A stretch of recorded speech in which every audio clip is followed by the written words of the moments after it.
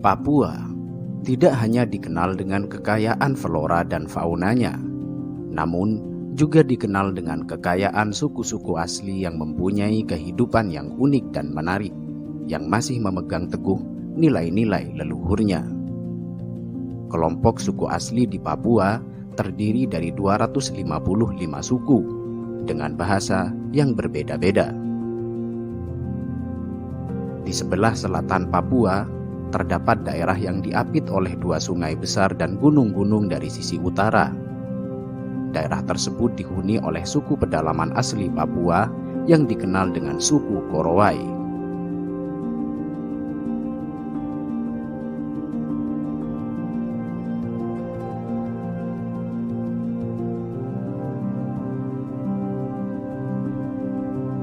Suku Korowai dikenal akan keunikannya, yaitu masyarakatnya yang tinggal di sebuah rumah-rumah pohon.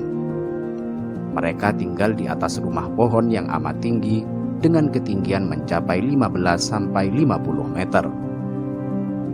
Suku Korowai membangun rumah di atas pohon dengan tujuan agar terhindar dari binatang buas dan juga gangguan dari roh jahat.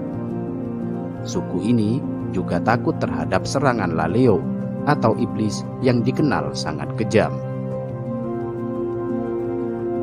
Konon, laleo merupakan makhluk yang berjalan layaknya mayat hidup dan berkeliaran pada malam hari. Sebutan laleo ditujukan untuk semua orang asing yang tidak termasuk penduduk mereka. Bahkan orang-orang Papua lainnya pun bisa disebut dengan julukan laleo. Mereka percaya bahwa semakin tinggi rumah yang mereka buat, maka akan semakin terhindar dari gangguan roh-roh jahat.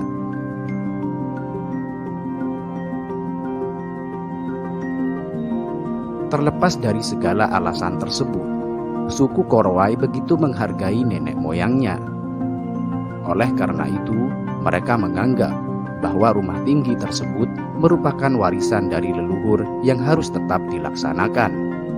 Sehingga mereka akan tetap merasa nyaman dan aman meskipun harus bersusah payah memanjat pohon yang sangat tinggi. Dalam pembuatan rumah pohon ini, suku Korowai tidak sembarangan dalam memilih pohon. Mereka akan memilih pohon-pohon yang besar dan kokoh untuk dijadikan sebagai pondasi rumahnya. Kemudian, pucuk pohon tersebut digunduli dan dijadikan sebagai hunian rumah mereka. Semua bahan yang digunakan untuk pembuatan rumah tinggi ini terbuat dari bahan alami. Kerangka rumahnya pun terbuat dari batang-batang kayu kecil, sedangkan lantainya menggunakan cabang pohon. Kemudian, mereka memanfaatkan kulit pohon sagu dan daun hutan sebagai dinding dan atap rumahnya. Setelah itu, semua bahan tersebut diikat menggunakan tali yang berasal dari ranting atau akar yang kuat. Biasanya, pembuatan rumah pohon ini bisa memakan waktu sekitar 7 hari.